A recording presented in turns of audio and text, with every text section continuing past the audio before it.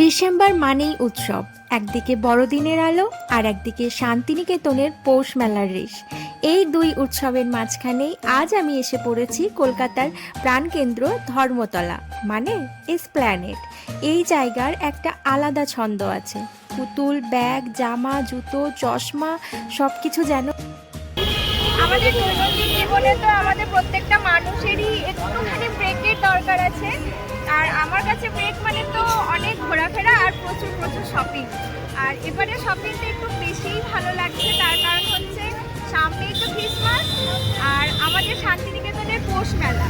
তো এবারটা একটু বেশিই ভালো লাগছে। তো চলো দেখি যে ক্রিসমাসে আমাদের প্ল্যানেট কেমন সেজে গেছে।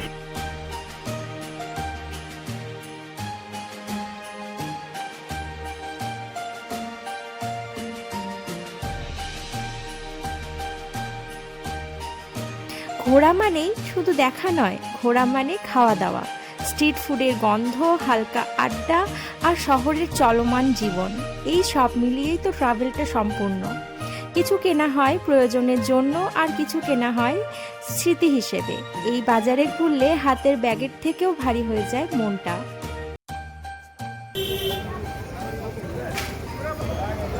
কোন কালারটা বেটার লাগে? এই কালারটা নাকি এই কালারটা?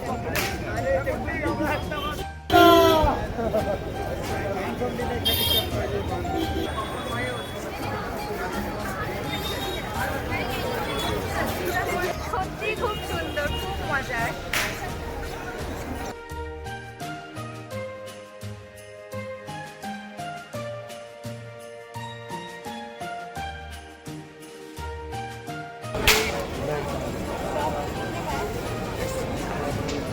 এবং 120 টাকা, উনি বলছে 120 টাকা।